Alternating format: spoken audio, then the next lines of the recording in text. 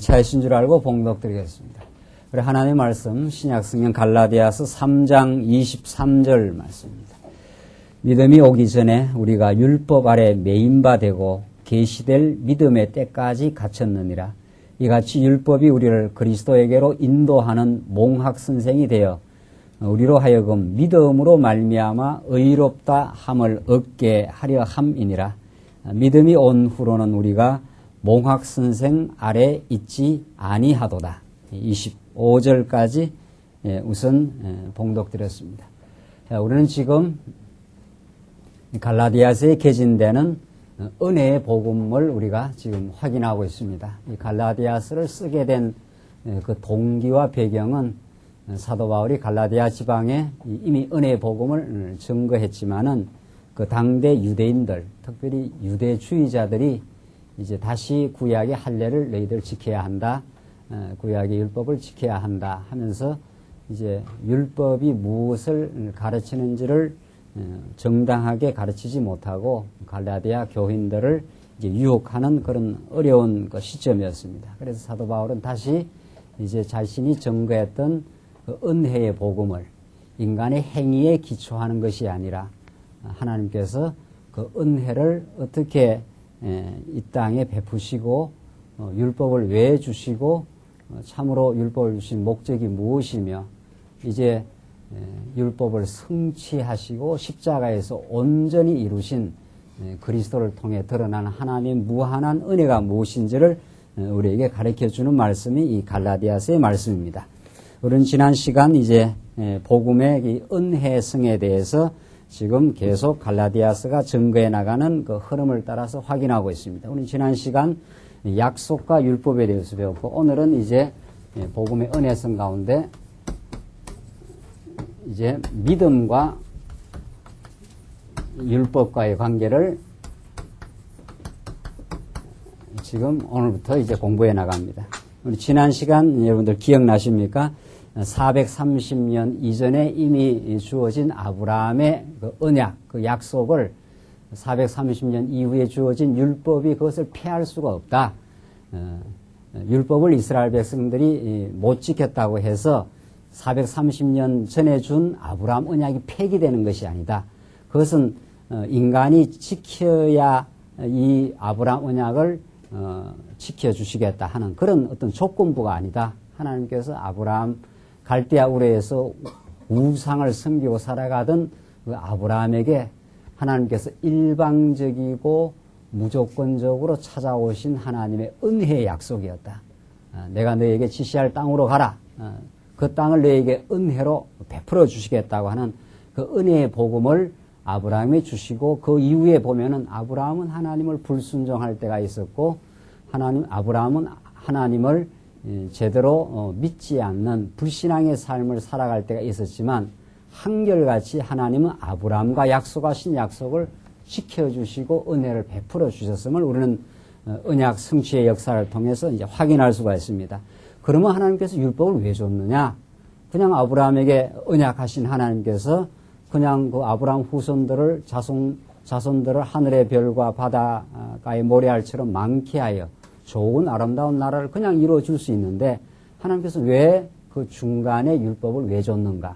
그 이유가 있을 거 아니냐? 그걸 이제 지난 시간 사도 바울이 그런 질문을 하면서 도대체 율법이 무엇이냐 하면서 하나님께서 아브라함에게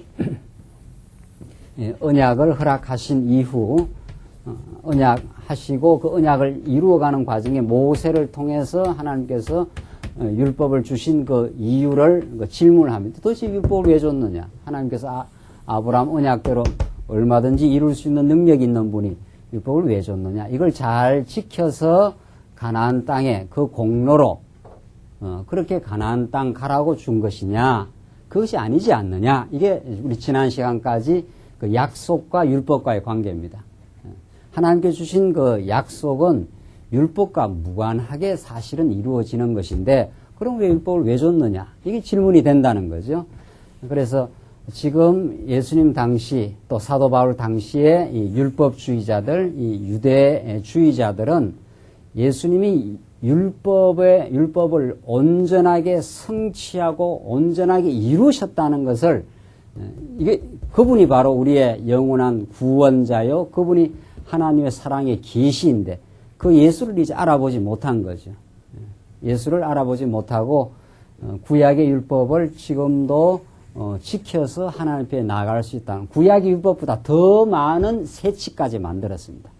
수백 가지의 세칙을 더 만들어서 그것을 지켜서 나는 이방인들과는 다른 사람들이다. 이게 이제 바리새인이거든요. 그렇게 하나님 앞에 자고하고 하나님 앞에 나아가는 그 자들을 향해서 바울이 그게 아니다. 하나님께서 왜 율법을 줬는 줄 알았느냐? 이미 아담 타락 이후 모든 인생이 다 죄인이 되어 있었다. 누구라도 자기 중심으로 사는 죄와 사망의 법 가운데 인간이 다 빠져 있었다. 그래서 하나님께서는 율법을 주어 그 죄를 폭로시키고 죄를 체험하게 하고 죄를 더 깊이 있게 느끼게 하고 이 내 행동으로는 하나님 앞에 설 수 없는 인생이구나 하는 것을 깨달아 하나님 앞으로 나아오도록 만드시는 하나님의 도구다. 이스라엘 백성들이 모세에게 광야 40년 동안 살아갈 때 율법을 지킨 적이 있느냐? 한 번도 없다는 거죠. 율법을 지킨 적이 없습니다. 그 옛사람으로는 도저히 율법을 못 지킵니다. 그게 금송아지 만들고 모함 여인하고 간음하고 이스라엘 백성들 끊임없이 원망하고 그래도 하나님께서 베풀어 주신 거죠. 은혜를 베풀어 줘서 가나안 땅에 너희들의 행위로 들어간 것 아니다. 언약으로 하나님께서 베푸신 은혜로 너희들 가나안 땅 들어갔다. 이것이 지금 이스라엘 백성들에게 베푸신 은혜요. 이제 궁극적으로는 그 아브라함 언약은 언약의 자손으로 오실 메시아에 와서 성취가 되는 것이다. 메시아가 그 언약을 이루어서 하나님께서는 모든 그 은혜와 자비를 드러내었다. 그래서 우리 지난 시간 21절 다시 한번 보십시오. 21절 그러면 율법이 하나님의 약속을 거스리느냐? 결코 그럴 수 없느니라. 만일 능히 살게 하는 율법을 주셨으면 의가 반드시 율법으로 말미암았으리라. 우리 지난 시간 한 내용이죠. 하나님께서 율법을 통해서 살아나도록 살게 하는 법이 아니다. 율법은 죽게 하는 법이었다. 이것이 고린도 후서에서도 나타난 내용입니다. 이것이 얼마나 우리가 보통 우리 하나님의 계시의 말씀을 알지 못했을 때 일반적으로 인생들이 우리가 가지고 있었던 생각인지 모릅니다. 누구나 그렇게 생각한다는 거예요. 계율, 율법은 지키라고 준 거다. 이렇게 생각하기가 너무도 쉽다는 거죠. 또 그것이 모든 이방 종교에서 자꾸 계율을 만들고 규범을 만들어서 그걸 잘 또 지키도록 노력해야 된다는 거예요. 그렇게 지켜서 의에 이룰 수 있다고 모든 이방 종교도 그렇게 가르치는데 성경의 가르침은 이 계시의 진리는 그런 상식적이고 일반적인 사고방식을 전혀 뒤집어 엎어서 가르친다는 거예요. 하나님께서 율법을 주신 것은 그거 잘 지켜서 의에 이르라고 준 게 아니라 아담 타락 이후 인간이 하나님과 단절됐다. 하나님을 알지 못하는 인생은 자기 안에서 원인을 찾습니다. 자기 안에서 자기 행동에 근거가 있고 자기가 노력하면 된다고 생각하는 또 의로울 수 있다고 하는 그것이 죄인 거죠. 하나님은 성경이 모든 인생을 죄 아래 가두어 두셨으니 22절 나오는 대로 성경이 모든 것을 죄 아래 가두었으니 참 엄청난 참 선포입니다. 이게 이런 내용이 없는 거죠. 어떤 다른 측면 우리가 왜 성경을 사랑하고 성경을 진리라고 하는가 하면은 우리가 상식적인 일반적인 생각 같으면은 어떤 규범과 계율이 있으면 그거 우리 잘 지키도록 노력해야 되지 않겠나. 만약에 지킬 수 있다면 만약에 지켜서 우리가 의로울 수 있다면 예수가 헛되이 죽으신 것이다. 이게 지금 갈라디아서 논법인 거죠. 그래서 죄 아래 가두었으니 아무도 죄 아래에서 벗어날 수가 없다. 이는 예수 그리스도를 믿음으로 말미암은 약속을 믿는 자에게 주려 하려 함이라. 하나님께서는 우리 능력으로는 도저히 안 되게 만들었다가 예수 안에서 하나님 앞에서 설 수 있도록. 그래서 예수를 찬양하도록, 예수 앞에 감사하도록 그렇게 만든다는 거죠. 이게 하나님의 구속의 경륜이요, 언약 성취의 하나님의 깊은 뜻이었다. 우리 지난 시간 거기 23절 오늘 본문은 자 그러면 이러한 그 약속의 근거에서 이제 믿음이 주어지는데 믿음과 율법과의 관계는 어떠냐? 믿음과 율법과도 아무 상관없다. 율법을 통해서 하나님 앞에 믿음 얻는 것이 아니라 약속을 통해서 믿음이 주어지는 것이다 하는 것이 오늘 본문입니다. 23절 봅시다. 23절로 25절은 율법이 그리스도에게 인도해서 믿음으로 의를 얻게 합니다. 자, 그러니까 율법을 왜 줬느냐? 우리 지난 시간까지는 율법은 죄를 깨닫게 하고 죄 안에 가두게 한다. 이게 율법의 첫째 기능입니다. 로마서에서 앞에 이미 자기가 죄가 자꾸 폭로되는 거죠. 법이 없으면 살인하고 간음해도 그걸 느낄 수가 없는데 탁 살인하지 말라 하니까 이미 살인하고 있는 인생이 그 법이 들어가니까 딱 걸리는 거죠. 그 법이 없으면 그걸 해도 의식이 안 되는데 깨닫지를 못하는데 그걸 깨닫게 하고 깨달을 뿐만 아니라 죽이는 겁니다. 알고 보면. 넌 율법 앞에 오기만 하면 다 죄인이기 때문에 죽어야 돼. 이 말이거든요. 그래서 가둡니다. 이렇게 감옥에다 가다 버린다는 거죠. 감옥에다 가다 버려. 그것이 율법의 첫째 기능입니다. 둘째 기능 오늘은 이제 몽학 선생입니다. 가두었다가 어디로 데려가느냐 이 말이죠. 23절. 믿음이 오기 전에 우리가 율법 아래 뭐라고 했습니까? 매인바 되고 율법 아래 꽁꽁 매여 있어요. 죄수로 딱 매여 있어요. 그러니까 매여 가지고 만약에 율법만 있다면은 그냥 처형 날짜만 기다려야 돼요. 사형 날짜만 기다려야 되는 그런 그 인생인 거죠. 하나님 앞에서 우리가 다 죄인들이었으니까 매인바 되고 계시될 믿음의 때까지 갇혔느니라.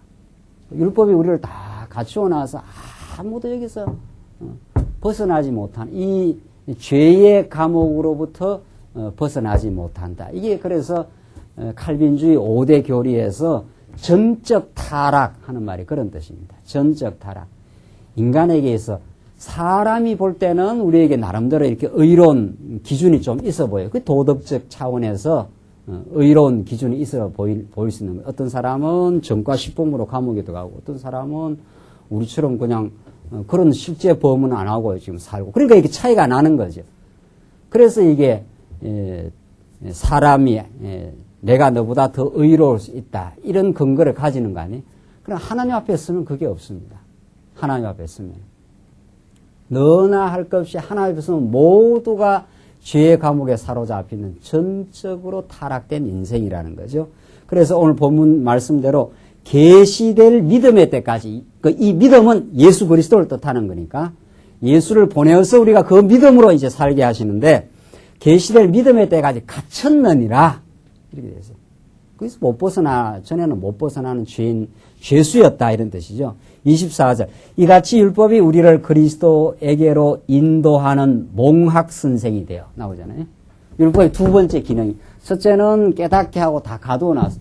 가도 만약에 그걸로 그냥 끝내면 아무도 못 나오는데 어디로 인도하느냐 하면은 너 죽어야 되는데 너 살려면은 어디로 가야 되느냐 하는 그 지시를 이제 해준다는 거예요. 살 길이 하나 딱 있는데 좀 그렇게 가르쳐요. 율법은 살 길인데 몽학 선생은 어린 아이들을 이렇게 장성하지 않는 어린 아이들을 노예처럼 이렇게 끌고 다니는 선생입니다.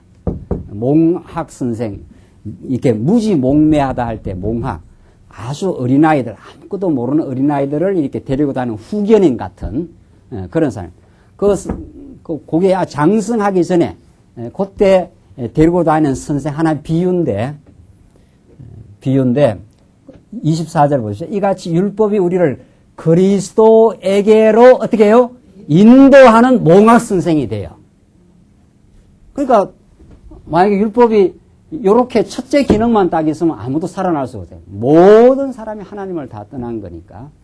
그렇게 죽어 마땅한 우리 인생인데 내가 살 길이 있는데 하면서 이제 가이드를 해준다는 거예요. 인도를 해줘요. 인도. 어디로? 너는 이쪽으로 가야 돼. 이쪽으로 가지 않으면 너 다 죽어. 이렇게 가이드 해주는 몽학 선생이 된다는 거예요. 인도를 해주는. 그래서 몽학 선생이 돼요. 그게 율법의 기능이에요. 두 번째 기능 이게. 그래서 우리로 하여금 믿음으로 말미암아 의롭다함을 얻게 하려 함이니라. 이렇게 하려고 하나님께서는 율법을 우리들에게 주셨다는 겁니다. 그러니까 성경에는 율법을 지켜 하나님 앞에 서라는 말이 전혀 없는 거죠. 전혀 없어요. 그래서 신약 성경 어디라도 없는 거죠. 구약에는 물론 있어요. 구약에 있는 것은 그걸 지켜서 의로하라는 게 아니라 하나님께서 아브라함에게 주신 약속대로 가나안 땅을 너희들 이제 준다. 또 저도 40년 광야에서는 이걸 한 번도 못 지킵니다. 못 지켜요. 그러니까 이게 이 법에 걸려서 행위대로 말하면은 가나안 땅 들어갈 수 있는 자기 하나도 없어요. 그래도 하나님의 아브라함 언약대로 너희들 그저 은혜로 주었지 않는가.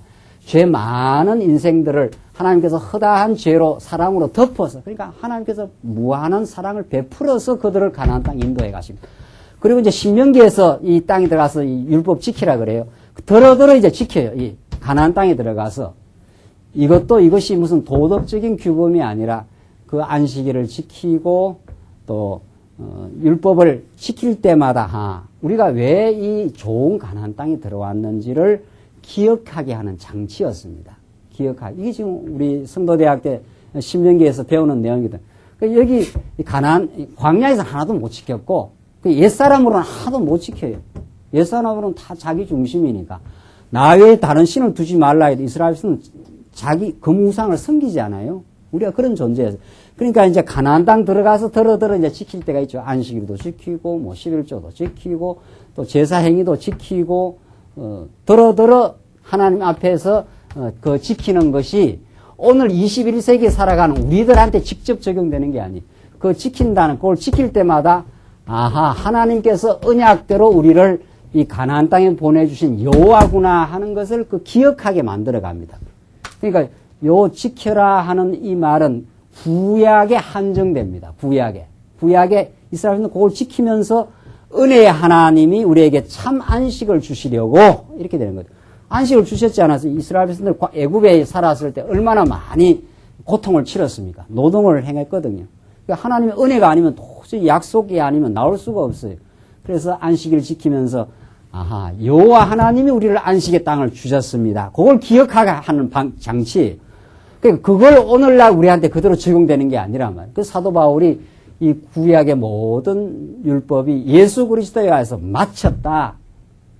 끝났다. 성취되었다. 지금은 우리가 누구를 통해서 여호와 하나님을 기억하느냐 이 말이거든요. 달라요, 이제 기억이. 구약은 그림자니까. 히브리서 말씀대로 구약은 오실 일의 좋은 일, 복음의 그림자고 이게 실체란 말이죠. 구약은 그림자요.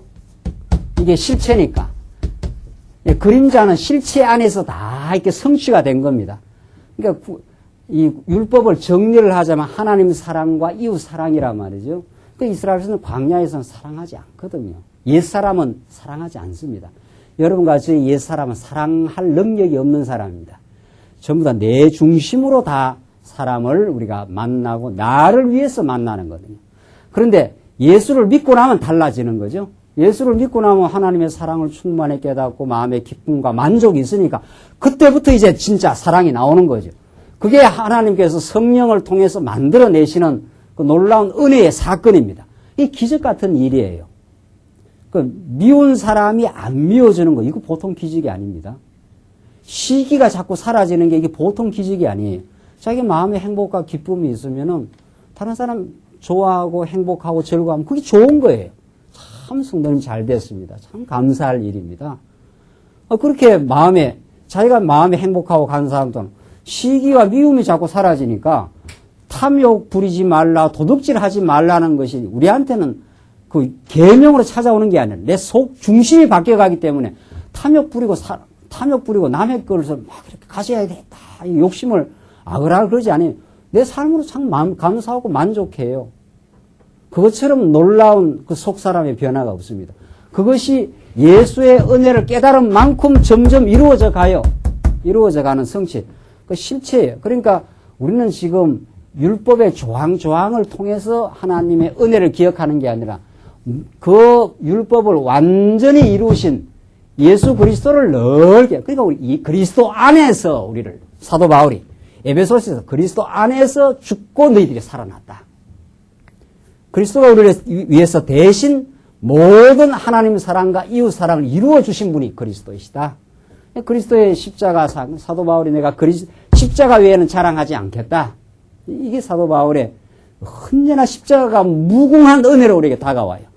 내가 율법에 의해서 죄감대로 죽어야 마땅 하는데 대신 죽어서 우리를 가나안 땅에 넣었어요.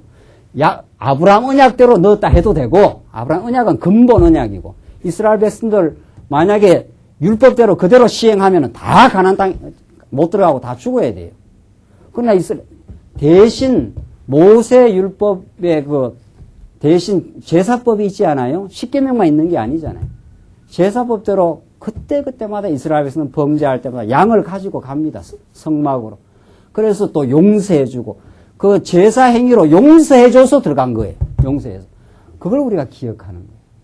그래서 여러분과 저에게는 예수가 전부 다예요.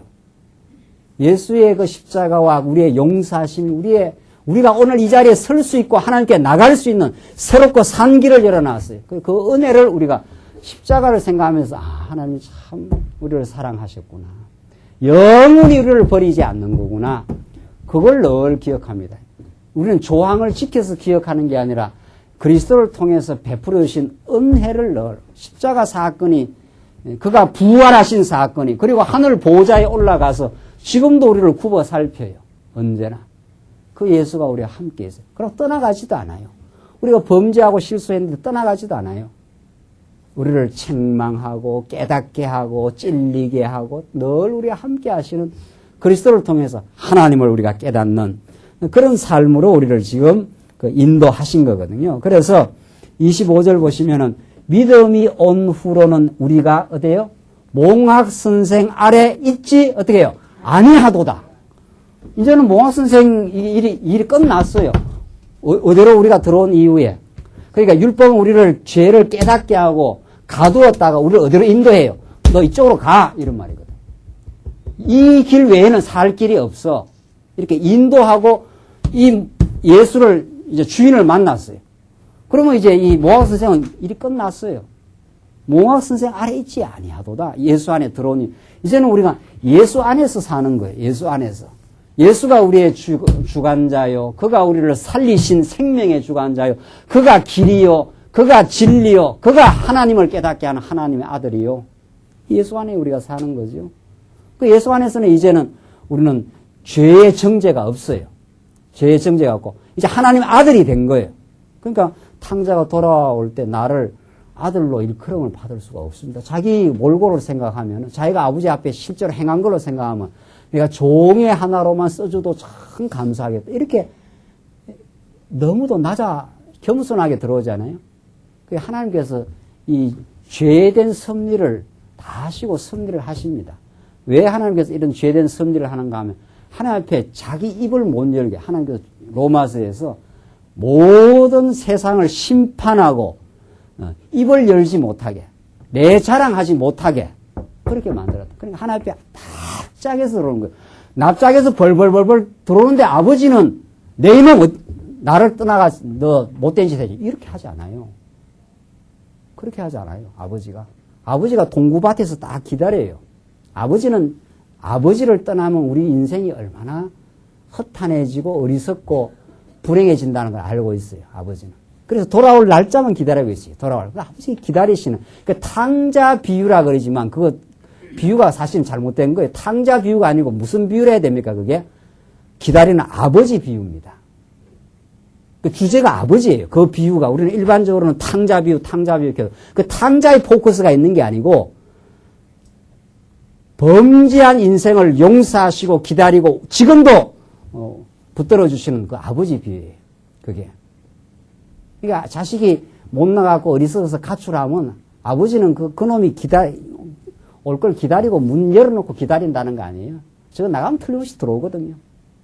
아버지 사랑 깨닫고 지금은 몰라가 나가지만 여러분과 제가 지금 그렇게 돌아온 겁니다.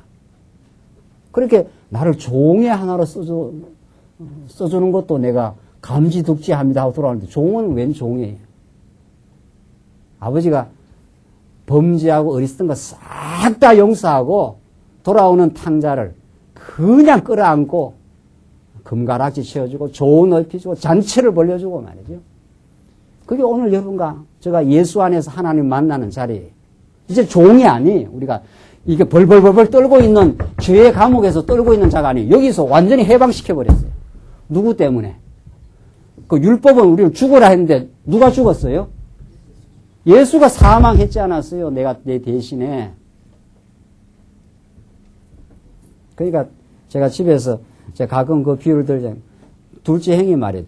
나쁜 짓은 다 둘째 형이 가서 사고 치고 뭐 그때 깡패 집단 비슷한 데 들어가고 그랬거든요. 비는 건 저희 어머님 가서 빌더라니까요. 학교 가서.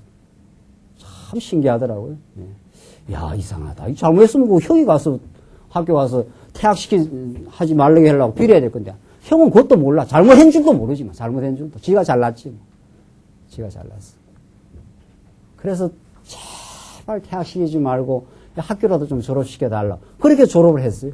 그 참 이상하다. 잘못은 엉뚱한 놈이 했는데 말이지. 비는 건 자기 엄마가 가서 빌어. 지금 그런 꼴이에요. 우리가 죄인지도 모르고 죄를 짓거든요. 다 자기가 의롭다 착각하고 살아가고. 그런데 우리는 알지도 못하는데 그냥 놔뒀으면 그냥 죄의 감옥이에요. 그대로. 근데 하나님께서는 죄인을 살 길이 여기 가서 있어. 너는 그냥 교송체해야 마땅한데 너 대신해서 누가 지금 죽는데 지금 그 말이에요. 너 대신에. 너가 죽어야 될 자리에 지금 누가 와서 지금 값을 지불하겠대. 그가 바로 예수예요. 그가 예수예요. 그래서 율법이 몽학 선생에 대해서 내가 죽어야 될 그 자리에 대신 그 자리에 죽는 사람이 하나 있다고. 그렇게 지금 가르쳐 주는 거예요. 그거 이상 더 하나님의 사랑을 어떻게 우리에게 드러내요? 그거 이상 여러분과 제가 여기 자리에서 하나님을 아버지라. 이제 우리가 죄수 아니에요. 이제는. 우리가 죄수 아니에요. 전에 그랬다 이 말입니다. 죄인이었다. 이제는 내 대신 내가 죽어야 될 그 자리에 대신 십자가에서 고난받고 죽었어요. 그래서 다 사단 권세가 내 나라 하는 죄가를 다 지불해버렸어요. 다시는 이제는 내달하지 마. 이렇게 해서 하나님의 아들의 자리로 옮겼어요. 그리고 아버지라. 우리는 이제 자유인이 된 거예요. 죄인이야. 이제는 죄의 감옥에서 있는 존재가 아니에요. 하나님 우리를 만나주고 잔치 벌여주고 죄 없다 해주고 말이죠. 그러니까 우리가 아버지라 이렇게 나오잖아요. 이 보통 사건이 아니에요. 우주 만물을 통치하고 다스리는 분을 우리가 뭐라고 불러요? 네. 아버지라 이렇게 부른단 말이죠. 그럼 뭐 다 끝났어요. 아버지라고 부르면. 내 모든 걸 책임지시고 모든 걸 아시고 채워주시고 그렇게 인도하시는 분이에요. 아무도 우리를 정죄할 자가 없어요. 심판자가 우리 아버지가 되어버렸으니까. 조금 뭐 힘 있는 사람이 아버지만 되어도 그 아들이 든든하지 않아요? 네. 아버지는 뭐 모든 걸 은행장이다 말이지. 이쯤만 돼도 뭐 그냥 든든하게 살 판인데 은행장이 문제냐 말이죠. 만물의 주관자 창조주 하나님이 우리 아버지가 됐어요. 이게 복음입니다. 이게. 그 아들을 아무도 정죄할 수 없고 최고의 아버지를 우리가 지금 모시고 있는 거죠. 그래서 26절을 봅시다. 26절로 29절. 믿음으로 그리스도에게 속한 자는 약속의 유업을 있습니다. 믿음으로 그리스도에 속한 자는 약속의 유업, 가나안 땅을 우리가 그냥 선물로 받는다는 거죠. 우리 행위로 받는 게 아니라 26절 너희가 다 믿음으로 말미암아 그리스도 예수 안에서 하나님의 뭐가 되었으니 아들이 되었으니 나오잖아요. 아들이 되었어요. 뭐 아들은 다시는 우리 하나님과 우리가 이제 아들과 아버지 관계가 되었으니까 아버지는 아들을 행위로 처단하지 않습니다. 절대로. 말 안 듣고 빗나가면 때려서 이렇게 바로 잡는 그 질책은 해도 법적 관계가 아니에요. 그렇지 않아요? 법적 관계는 너 잘못하면 너 법에 응징을 받아야 돼. 이런 관계가 아니에요. 우리 가족 관계가 그런 거 아니에요. 우리 아버지와 아들 관계가. 아버지가 어디 아들을 법적으로 처벌하고 때리느냐 말이에요. 사랑하기 때문에 돌봐주고 사랑하기 때문에 매를 때리고 이럴 뿐이죠. 이 놀라운 하나님의 아들이 되었어요. 누구든지 그리스도와 합하여 세례를 받은 자는 그리스도로 옷 입었느니라. 그리스도와 합하여 세례를 받은 자는 세례라는 게 뭐예요? 세례라는 게? 예수님이 세례 요한에 세례 받을 때 이게 요단 강가 아닙니까? 요단 강가에서 어떻게 해요? 이렇게 세례를 이래 받는 게 아니고 세례 받을 때는 사람을 어떻게 해요? 예, 물속으로 쑥 집어넣어요. 그러니까 이 사람이 쑥 들어가는 거예요, 완전히. 이렇게 물 위에 있던 사람이 물 속으로, 세례는 완전히 담근다 이런 게, 목사가 지금 물로 이렇게 찍어 이렇게 바르는 건 하나의 그냥 그 형식상, 이렇게 뿌리는 하나의 간단한 어떤 그 약식으로 하는 겁니다. 이것도 하나의 약식으로 하는 거고, 진짜 세례는 그것도 이제 물 안에 들어갔다 하는 걸 그냥 그렇게 표현하는 건데, 이 목욕탕이 없으니까, 목욕탕은 얼마나 번거롭겠어요. 물속에 원래는 집어넣었다 이렇게 빼야 되는데, 진짜 세례는 이렇게 물에 완전히 잠근다 이런 뜻이거든요. 사람이 물에 들어가면 죽는 거 아니에요. 이게 죽는 거. 죽었다가 이렇게 다시 이렇게 살린다 이런 뜻이거든요. 세례란. 이게 로마서에서 너희가 예수 그리스도 함께 죽고 함께 살아났다 이 말이거든요. 여러분과 저가 그런 존재가 됐어요. 우리 옛사람이 예수와 함께 십자가에 못 박히고 다시 우리 속사람이 우리 살아났어요. 우리는 이 존재가 됐어요. 이제 옛사람은 예수와 함께 원리적으로는 다 끝났어요. 지불할 거 다 지불했어요. 예수님이 십자가에 돌아가실 때 우리가 함께 그 자리에 있었고 다 지불하고 완전히 이제 벗어난 하나님의 아들이 되었어요. 우리를 이제 정죄하거나 고소할 사람이 하나도 없어요. 그러니까 우리는 이제 당당한 하나님의 자녀가 된 거예요. 은혜로 된 거예요. 내가 율법을 잘 지켜서 된 길이 아니에요. 만약에 내가 지켰다면 나의 대가가 아니냐 말이죠. 로마서에서 그걸 아주 자세하게 요 갈라디아서의 확대판이 로마서거든요. 너희가 일하지 않고 하나님 앞에 행복을 얻지 않았느냐. 지금 그렇게 말합니다. 너희가 만약 일을 하고 행복을 얻었다면 그게 너희의 그 일한 대가를 받은 거 아니냐. 그럼 자기 공로가 되지 않느냐는 거죠. 그 천국 가서는 만약 그렇게 해서 천국 간다면은 우리가 내가 지켜서 왔다고 자기 자랑을 해야 될 거 아니냐 말이죠. 그 자기 자랑을 하는 인생이 가장 허탄해지고 불행해집니다. 자기 자랑하는 인생은. 예수 자랑을 하고 하나님을 자랑하는 그 인생이 펄펄펄펄 영원히 살아나는 거예요. 나는 예수 때문에 살았다. 그 예수가 최고. 이렇게 되는 거거든요. 그 예수님을 통해서 영원히 경배할 우리 하나님이 우리를 사랑하고 지키십니다. 이런 당당한 우리가 하나님의 자녀가 된 거거든요. 그래서 우리는 예수와 함께 세례받고, 세례받았다는 건 함께 죽고 함께 살아난 인생이에요. 그래서 사단이 옆에서 위험만 가하지. 우는 사자처럼 우리 주위에 다닌다는 건 잡아 가려고 그러는 거예요. 그 위험만 하지, 그것도 하나님의 뜻입니다. 그러니까 우리는 사단이 한 번씩 이렇게 위협을 하니까 더 예수께 더 매이는 거죠. 우리를 사랑하고 우리를 지켜주는 분. 그 선한 목자라는 게 그런 거거든요. 우리가 다 양떼들이거든요. 누구의 음성을 듣겠어요? 선한 목자가 이리 오느라 하면 쉴만한 물가로 데려간 넉대가 오면 선한 목자가 다 방을 해줘요. 그래서 사망의 음침한 골짜기로 다닐지라도 해를 두려워하지 않을 것은. 그게 다윗의 확신이 있어요. 자기가 선한 목자의 양이었던 그 다윗이 하나님께서 사망의 음침한 골짜기로 다녀도 하나님께서 한 번 다윗을 마음의 합한 자로 선택하고 그대로 끝까지 지켜줘요. 다윗이 때로는 실수해도 하나님께서 보호해 주지 않았어요. 때리긴 하죠. 다윗이 얼마나 많은 단련을 받고 연단도 받고 했습니까? 그러나 하나님 앞에 당당한 신앙인으로 서기까지. 그래서 가장 많은 찬양을 시를 쓰지 않아요? 다윗이 실수 많았던 다윗이 말이죠. 그래서 하나님을 잊을 길이 없어요. 다윗은. 그런 것처럼 구약에 그렇게 언약 백성을 사랑하고 보호했던 것처럼 우리를 이제 믿음 안에서 하나님의 아들이 되게 했다. 그리스도로 옷 입은 자가 되었다. 새로운 신분 변화가 생겼어요. 완전히 전에는 죄의 종로로 살던 새우랑이 끌려갖고 살던 죄인이 완전히 신분의 변화가 생겼어요. 이제 사면령에 의해서 딱 감옥에서 나온 거예요. 나와서 당당한 자유인이 대한민국 시민이 돼가지고 어디 가서 살 수 있고 어디 가서도 당당하게 살 수 있는 그런 하나님의 백성이 된 거죠. 이게 복음이에요. 그래서 오늘 여러분과 제가 여기 나온 것은 율법 지키려고 안식일 지키려고 나온 거 아니에요. 하나님 찬양하기 위해서 나왔고 감사하기 위해서 나왔고 하나님 나를 참 이 죄 많은 인생을 죄 없다 해주시고 이 모든 죄를 십자가에서 다 정리해 주시고 이제는 나를 하나님의 아들로 받아주셔서 참 감사합니다.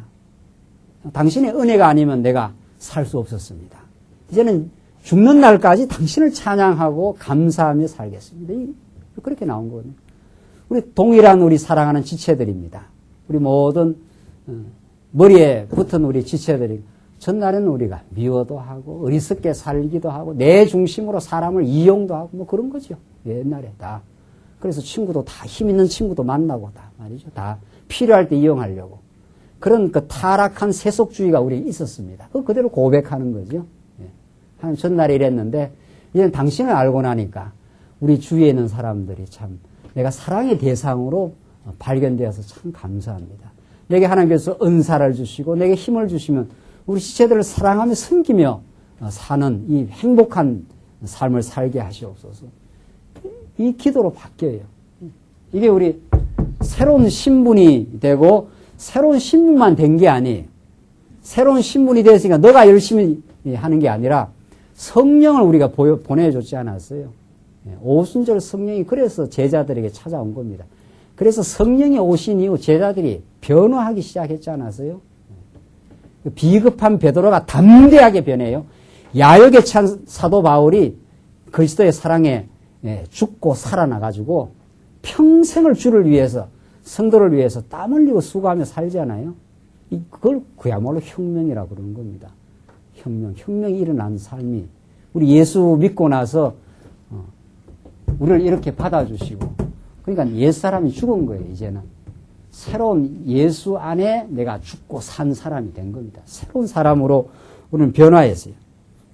그래서 이제는 몽학선생 아래 있지 않습니다. 예수를 만날 때까지 요 기능을 통해서 이제 예수 앞으로 이제 우리를 인도한 거예요. 그러니까 우리는 예수 안에서 전날에 늘 이렇게 생각하면 내가 죄인이 아니었다고 생각했는데 율법을 딱 쓰니까 죄를 깨닫게 하는구나. 만약에 예수가 아니면 나는 가두어서 못 나오는구나. 그래서 나를 예수 앞으로 인도를 했고 너 저리 가야 저분한테 가야 살아 하는 걸 가이드 해준 게 율법이었구나. 그걸로 끝났어요. 이 율법이 우리한테 우리는 예수의 이제 지체가 된 거거든요. 그리스도의 사랑이 우리를 강권해서 사도 바울을 그 순환의 길로 가게 합니다. 하나님의 사랑이 나를 강권하시는도다. 바울이 가만히 살았으면 아주 평안하게 육신적으로 편안하게 살 수 있는 사람이에요. 그러나 바울을 하나님의 사랑이, 그리스도의 사랑이 강권해서 사랑하니까 지체들을 위해서, 성도들을 위해서 그렇게 그 고난의 길을 가요. 그걸 아주 즐거이 갑니다. 그게 막 울상을 하고 가는 게 아니에요, 사도 바울이. 내가 근심하는 자 같으나 항상 기뻐하고 그 내면의 그 행복을 세상이 바울을 쓰러뜨릴 수가 없어요. 그게 하나님을 아버지로 모신 사람의 당당하며 그 내면 세계입니다. 어찌 우리 이 땅에 고난과 삶의 역경이 없겠느냐 말이죠. 삶의 염려가 없겠느냐 말이에요. 인간적으로. 이 삶은 어차피 광야 아닙니까? 광야길 걸어가면서 쉽게 가려고 누가 생각하느냐. 유아나 어린아이나 그렇게 생각하지 말이죠. 30년 살고 40년 살고 50년 살아보면 이 광야구나. 역시 어떤 일도 다 힘이 들고. 바울인들 안 그랬겠어요? 바울이 장막 짓고 살아가는 것이 다 고단하고 힘들었지만은 그 내면의 세계에 그 신앙의 확신이 있습니다. 이게 사도 바울을 흔들어 놓을 수가 없어요. 그러니까 치열하게 살고 성도들의 짐을 지기 위해서 열심히 일했다는 거 아닙니까? 사도 바울이 그렇게 살아가요. 그게 믿음 안에서 하나님 주신 믿음으로 사는 자입니다. 이제 율법에 억눌려 가지고 율법이 지시하는 대로 그렇게 사는 사람이 자유하는 자가 되었고 믿음으로 이제 자기 일을 감당해 가면서 자기 일만 감당하는 게 아니죠. 믿음 있는 사람은 다른 사람의 짐을 감당하기 위해서 열심히 수고하고 애쓴다는 거 아니에요. 그게 우리에게 서서히 우리의 신앙의 인격을 변화시켜 가면서 하나님께서 만들어내신 일입니다. 그렇게 하는 사람은 자기 자랑이 없어요. 그렇게 하는 사람은. 그렇게 애쓰고 수고하면 더욱더 감사가 넘치지요. 한없이 감사합니다. 하나님 어찌하여 날 같은 인생을 이렇게 믿음을 주어 정말 아낌없이 순수하게 사랑하게 하십니까? 그러니까 주의 일하고 나서 내 일가 좀 안 알아주나, 내가 이만큼 교회에서 수고했는데 이거 아직도 복음 안에서 한 일이 아니에요. 복음 안에서 한 일이에요. 복음 안에서 하는 일은 하고 나면 아쉽다는 거 아니에요. 사랑이라는 건 해도 끝이 없습니다. 하고 나서도 하나님 내게 더 믿음을 주셨으면, 더 여건 주시고 내게 더 강렬한 믿음을 주셨으면 더 섬길 마음이 있습니다. 이게 우리 복음 안에서 한없이 신령하게 기뻐하는 삶입니다. 이게 믿음의 삶입니다. 달라요. 전혀 다릅니다. 율법의 조항에 의해서 하는 삶은 못하면은 죄책감 생기고, 왜 그따구로밖에 못해? 이게 율법이 나를 정죄하고 들어오는 거거든요. 왜 안식일을 못 지켰어? 하라는 걸 왜 못해서? 하면은 자기 자랑의 근거가 됩니다. 율법은. 그러나 믿음으로 하는 사람은 전날에 하나님 나는 정말 이웃을 사랑할 능력이 없었습니다. 그런데 어떻게 예수를 만나서 내가 인생이 변했습니다. 내가 정말 기쁨으로 우리 성도들을 붙들어주고 사랑하는 이 일을 할 수 있습니까? 내가 어떻게 이 봉사를 할 수 있었습니까? 이렇게 한없이 감사합니다. 한없이 믿음으로 살아가는 사람. 정말 범사에 감사라는 것을 자기 실제 생활에서 느끼면서 하는 신령한 인생이 되는 거죠. 28절 보십시다. 너희는 유대인이나 헬라인이나 종이나 자주자나 남자나 여자 없이 다 그리스도 예수 안에서 하나이니라. 이게 정말 놀라운 선포입니다. 사도 바울이. 이 당시 유대인하고 헬라인은 유대인은 이방인을 만나주지도 않습니다. 같이 식탁 교제도 안 한다는 거 아니에요. 이렇게 유대인하고 헬라인하고는 이게 사회적인 경계가 있던 그런 시대입니다. 이 시대. 우리가 좀 상상하기 어려워요. 지금 이 시대는 민주화 시대가 되고 다 사람, 인간적 차별을 양반, 삼농, 옛날에 이런 거 있었잖아요. 그거 이상이에요. 이 시대는. 이 종이나 자주자나. 이 당시 종은 사람이 아닙니다. 사람 취급을 안 했던 노예 시대 때 아닙니까? 이 주인이, 종은 그냥 물건 정도 취급하는 이런 시대에. 흑인들 노예 시대 이런 거 상상하면 됩니다. 17세기, 18세기, 아프리카에서 흑인 데려가갖고 미국 데려갈 때 사람 취급하지 않잖아요? 참, 그러니까, 이게, 인간의 역사라는 걸 우리가 거꾸로 쓴 세계사 같은 거 보면은 말이죠. 인간이 인간을 어떻게 취급하는가, 인간의 죄악상이라는 건 정말 이루 말할 수가 없습니다. 제국주의가 저지른 만행, 흑인들 사람 취급 안 해요. 데려가다가 그냥 바닷가에 던져버리는 거 아니에요. 사람 취급 안 했던. 그런 역사가 있습니다. 이 노예 시대가 그런 거예요. 그러나 예수 안에 들어와서 유대인과 이방인의 차별이 없어지고 종이나 자주자나 주인이나 종이나 이 차별이 없어지고 남자 여자 말할 것도 없는 거죠. 이 당시 남자만 여성 해방이 된 게 얼마 되지 않아. 여성이 참정권을 가진 게 얼마 안 돼요. 20세기 초에 와서나 여자가 자기 표 한 표를 가지게 된 거 아니에요. 얼마나 여성들이 지난 날이 많이 억압을 받아왔는 시대인지 모릅니다. 이게 예수 그리스도 안에서 이제 하나입니다. 이 완전히 모든 사회적인 모든 차별이 다 철폐되고 예수 안에서 형제 자매가 된 거거든요. 이게 새로운 공동체, 예수 안에 만나 형제 자매가 되는 사회적인 지위나 차별이나 모든 신분상 모든 게 다 사라지고 그리스도 안에서 한 사랑하는 형제 자매가 되었다. 이게 지금 그리스도 안에서 기독교가 제대로 들어가는 곳에서 만들어내는 구체적인 이 땅 위에 만들어가는 그 천국의 모형입니다. 가진 자, 안 가진 자, 사회적인 지위가 있는 자, 없는 자, 이 당시로 말하면 유대인과 이방인, 식탁 교제도 하지 않던 이런 차별의 시대, 그 벽을 다 헐어버린 새로운 시대. 이게 여러분과 저가 그렇게 만나는 거죠. 우리는 정말 지체로 만난다 하는 것이 그런 뜻입니다. 우리의 머리가 이제는 그리스도예요. 우리는 모든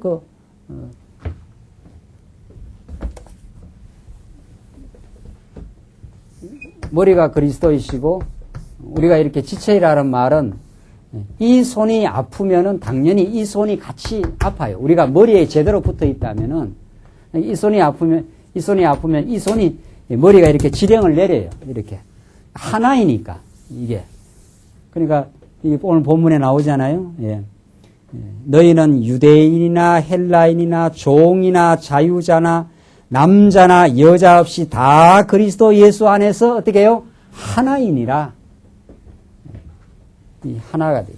이렇게 차별이 없어요. 너는 나하고는 달라. 뭐, 이런 차별이 없어요. 정죄가 없고 말이죠.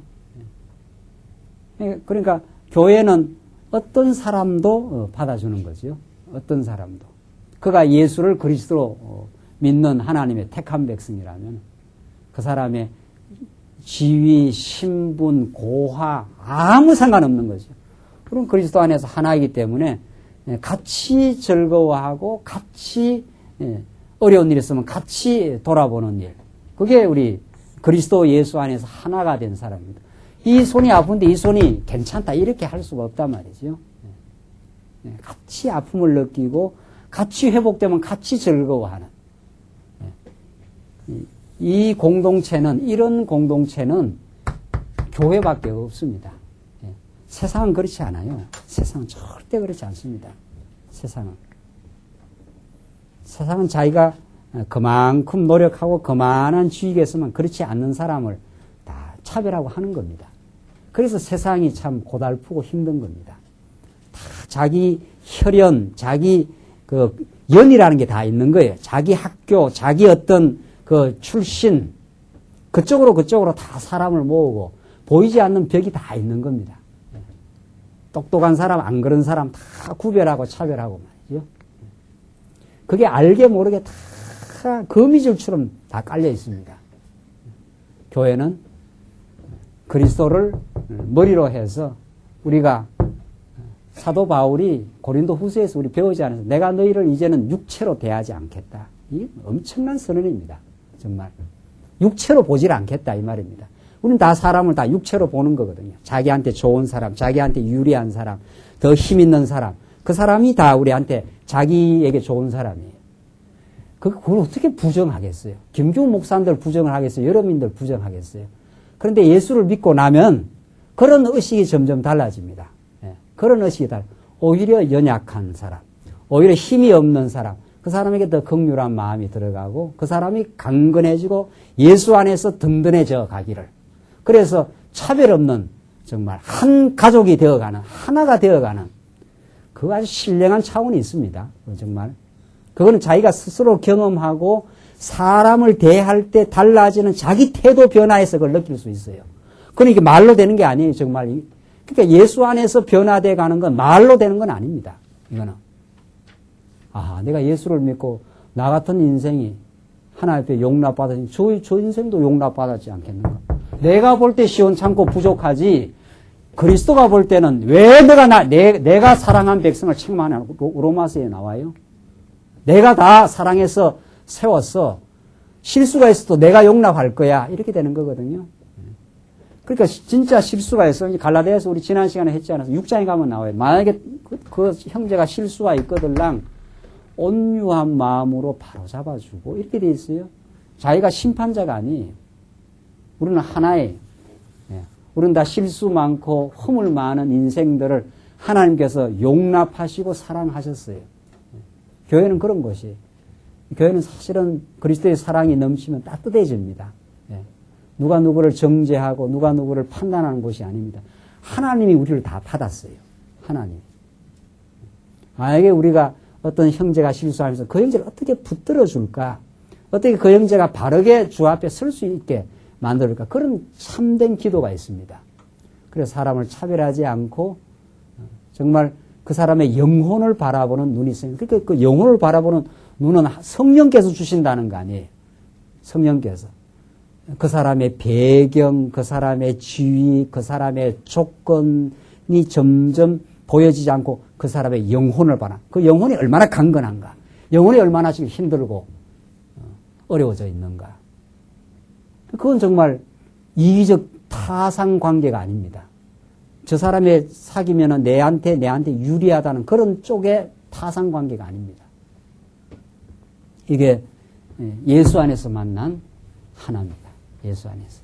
이 새로운 이 공동체를, 교회를 주 안에서 우리에게 만나게 하시려고 하나님께서는 정말 예수 안에서 옛사람이 죽고 살아났다. 이게 사도 바울이 지금 강조하는 내용. 29절. 너희가 그리스도께 속한 자면 곧 아브라함의 자손이요 약속대로 유업을 이을 자니라. 너희가 그리스도에 속한 자면 아브라함의 자손이 되었다. 이제는 갈라디아 성도도 하는 소리. 갈라디아 성도들은 이방인 아니었습니까? 그런데 너희들이 이제 신령한 아브라함의 다 자손이다. 구약의 유대인들만 지금 아브라함의 자손이 아니다. 지금 예수님 당시에 이 유대인들은 자기들만 아브라함의 자손이라는 거예요. 자기들만 지금 민족적으로 이 아브라함 민족적으로 혈통적으로 우리가 아브라함의 자손이다. 이방인들 너희들은 전부 개돼지 같은 죄인들이다. 너희들이 만약에 일로 들어오려면 다 할례 지키고 율법 지켜야 된다. 지금 이 말이거든요. 사도 바울이 아니다. 그건 우리도 다 율법 다 어겼지 않는가. 그래서 로마서에서 얼마나 사도 바울이 예리하게 그 유대인들 너희들이 유대인이라 하면서 율법을 너희들 지켰느냐? 안 지켰지 않았는가? 너희들이 언제 하나님의 율법을 지켰느냐? 너희가 40년 광야길 걸어가면서 다 범죄하고 실제했지 않느냐? 바울이 그걸 예리하게 지적하거든요. 그래서 이제는 유대인이나 이방인이나 할 것 없이 믿음으로 하나님 앞에 섰다. 하나님 주신 믿음의 선물을 따라서 당당하게 자녀가 되지. 자기가 율법 지켜서 하나님 앞에 선 게 아니다. 이게 지금 사도 바울이 지금 우리들에게 주시는 은혜의 복음입니다. 너희가 그리스도에게 속한 자면 곧 아브라함의 자손이요. 이제는 아브라함 자손은 하나님의 백성이 되었다 이 말이거든요. 약속대로 유업을 이을 자니라. 하나님께서 아브라함에게 내가 지시할 땅으로 가라. 그 땅을 너에게 그대로 주겠다. 이렇게 했는 대로 이스라엘 백성은 구약의 그림자적으로 정말 이었거든요. 하나님께서 율법을 줘갖고 참 범죄하고 어리석었는데 하나님 가나안 땅을 정말 약속대로 주었어요. 그러니까 여호수아가 들어가서 너무도 감사하는 거죠. 우리는 지난날 전부 다 하나님 범죄했는데 하나님 어떻게 우리를 이 좋은 가나안 땅에 주셨습니까? 그렇게 여호수아가 나와 우리 집은 여호와만을 섬기겠노라 그렇게 말하잖아요. 그 여리고성을 무너뜨려요. 그 다음에 여리고성 무너뜨리고 나서 이스라엘 백성이 자만했어요. 그래서 아이성이 조그만하거든요. 조그만하니까 뭐라 그럽니까 이스라엘 백성들이. 여리고성이 무너뜨려지고 가나안 땅이 정복하는 건 하나님의 은혜의 선물이었단 말이죠. 은혜로. 그러나 우리 인간은 왜 갈라디아서가 우리한테 복음이 됩니까? 이건 그 당대 유대인들과 그 갈라디아 유대인들에게 유혹을 받는 지금 그 당대 사람들만 주는 복음이 아니 21세기에 살아간 우리들에게도 이게 너무도 복음이에요. 우리는 자칫하면 자꾸 우리의 행위에 기초를 합니다. 이 아이성 사건이 그런 거예요. 여리고성이 아주 크고 견고한 성 아니었습니까? 하나님이 그 성을 무너뜨리거든요. 그 하나님의 은혜로 그 성을 점령하게 해준다 이 말입니다. 우리가 지금 그건 그러니까 예수 믿고 나서 우리가 주 앞에 하나님을 섬기고 교회를 사랑하고 지체를 사랑하는 것은 내 공로가 아니라 이 말이거든요. 여리고성이 막 무너져 나가는 건 이제 가나안 땅을 점령하는 사건, 우리의 옛사람을 정복하는 사건이거든요. 미워하고 탐욕 부리는 옛사람을 정복해가지고 감사하고 이제는 시기하지 않고 분쟁하는 삶이 아니라 지체들을 붙들어주고 화목을 만들어가는 사건. 그게 여리고성이 막 무너져 나가는. 그래서 쾅쾅쾅쾅 무너뜨려 나가잖아요. 이스라엘 백성들이 무너뜨려 나갈 때 이게 얼마나 신바람 나는 전쟁인지 모릅니다. 이제 40년 광야를 지나가지고 가나안 땅 이제 우리로 말하면 예수 믿었다 이 말이에요. 예수 믿고 나서 이거 밀고 들어갈 때 신바람 나요. 이스라엘 백성들. 그 예수 믿고 나서 하나님 숨기고 씩씩하게 살아가는 우리의 삶에 새 사람이 있지 않아요? 즐겁고 행복한 거예요. 교회 나오는 게 율법 지키러 나오는 게 아니고 우리 하나님 숨기고 연약한 성도들을 붙들어주고 우리가 땀 흘려 수고한 것을 연보하고 진리의 말씀이 전파되는 걸 우리가 즐거워하며 쾅쾅 무너뜨리며 사는 거죠. 여호수아가 그런 거예요. 그래서 여리고성이 정말 무너졌어요. 7바퀴 돌아라! 하니까 그냥 와르르 무너지지 않아요? 그리고 감사하는 사람을 세상이 감당을 못해요. 뭐 전세방에 살아도 월세방에서도 감사하겠다는데 그걸로 세상이 어떻게 그 사람을 무너뜨립니까?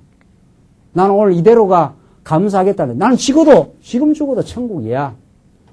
나는 지금 이렇게 살아온 게 은혜로 살았어. 하나님의 은혜의 복음이 나를 지금까지 살렸다고. 그러니까 여리고성 그렇게 무너진 거거든요. 그러니까 이스라엘 백성들에게, 그게 아직 이스라엘 백성들이 막 지금 점령해 들어가는 과정에 많이 아직은 단련되지 않았을 때입니다. 그러니까 한번 무너뜨리고 나니까 아이성이 조그만해요. 여리고성은 크고 견고한데 아이성은 옆에 조그만하거든요. 이게 뭐라 그럽니까, 이스라엘 백성들이. 예. 하나님의 은혜와 능력을 망각했어요. 그러니까 2, 3천 명쯤만 어떻게 해요? 올라가면 어떻게 해요? 우리가 처리하겠다는 거 아니에요. 그러니까 하나님께서 한번 해봐라. 너희들 한번 2, 3천 명으로 갈 수 있는가 해봐라. 아이성에서 완전히 무너져 버립니다. 그게 우리가 예수 믿고 신나게 살다가 한 번씩 어떻게 해요? 네. 무너지는 때. 내가 뭔가 내 능력으로 이렇게 사는 줄 착각하면 하나님께 한번 살아봐. 아이성에 가서 완전히 패배하죠. 그 패배가 얼마나 또 소중한지 모릅니다. 패배가. 내 행위로, 내 힘으로 뭔가 이룰 수 있다고 생각하면 그걸 하나님께서 한번 무너뜨리는 거거든요. 그래서 여호수아가 하나님 앞에 얼마나 낮아지고 하나님 앞에 의지하고 이 백성들 하나님께서 다 썰어버리시겠습니까? 하면서 하나님께 간절히. 그리고 우리 이제는 여러분과 저에게는 이러나 저러나 복이에요. 승리해도 복이고 어떻게 해요? 때로는 하다가 자만해가지고 패배하면 어떻게 해요? 더 하나님 앞에 간절하게 기도할 수 있고 그런 과정을 통해서 우리를 성장시킵니다. 그 승리와 패배의 과정을 통해서 우리를 정말 범사에 예민하게 이제 하나님을 느끼죠. 하나님의 은혜의 손길이 지금까지 나를 붙들어 왔구나. 내가 승리한 것도 하나님이 붙들어줘서 이 승리를 구가하며 우리가 교회를 섬기며 사랑하며 살았구나. 내가 패배했을 때를 생각해보면 내가 하나님을 의지하지 않았구나. 이런 그 예민한 우리 자기 성찰을 하게 됩니다.